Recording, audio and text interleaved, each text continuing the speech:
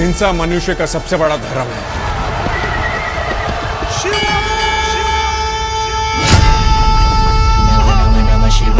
लेकिन धर्म की रक्षा के लिए हिंसा उससे भी बड़ा धर्म है। भारत का कण कण अपनी शूरवीरता कहानी कहता है। इसके पग पर बलिदान की गाथा है। विदेशी आक्रांताओं से लड़ते हुए यहाँ से वीरों ने न समय देखा, न उम्र, न परिवार और न परिणाम। बस राष्ट्र और धर्म को बचाने के अपने सनातन कर्तव्यों के लिए खुद को बलि वेदी पर न्यौछावर कर दिया। ऐसे लाखों शूरवीरों की कहानी भारत की इस पवित्र भूमि में समाहित है।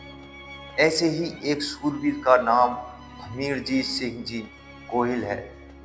गहलोत राजवंश के क्षत्रिय कुल में जन्म लेने वाले महाप्रतापी हमीर सिंह जी गोहिल एक ऐसी शख्सियत हैं जिन्होंने सनातन परंपरा के मान्य 12 लिंगों में से प्रथम लिंग सोमनाथ मंदिर को बचाने के लिए अपने प्राणों की चिंता नहीं की।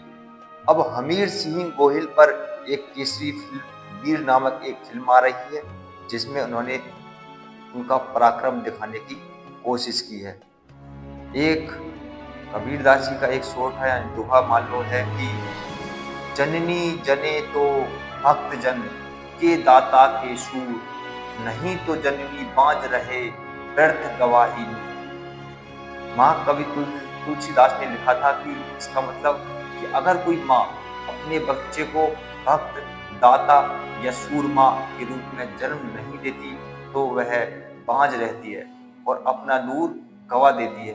ऐसे ही सूरमाओं में से जो हमारे सूरमा वीर हमीर जी गोहिल की आज एक कहानी को मैं संक्षिप्त रूप में बताने की कोशिश करूंगा। वीर हमीर जी गोहिल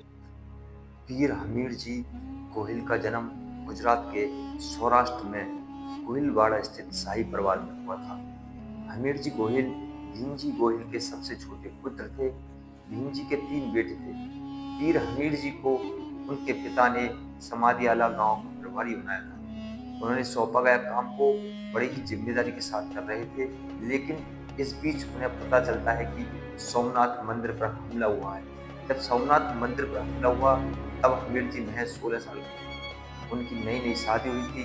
जब हमीर जी ने देखा कि कोई भी राजा सोमनाथ की रक्षा के लिए आगे नहीं आ रहा है, तब उन्होंने अपनी जान की परवाह और उम्र के बारे में ना सोचते हुए भी उन्होंने यह कसम खा ली कि भले ही कोई उनके साथ आए या ना आए, लेकिन वो सोमनाथ की रक्षा करने जरूर जाएंगे।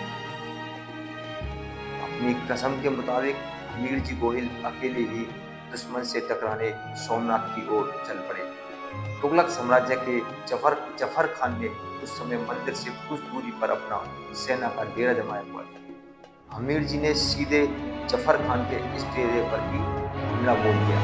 इस हमले में हमीर जी को उनके सहयोगी तेगदार जी का साथ मिला। उन्होंने मंदिर प्रांगण के बाहर अपनी सेना के साथ मोर्चा संभाला हुआ था।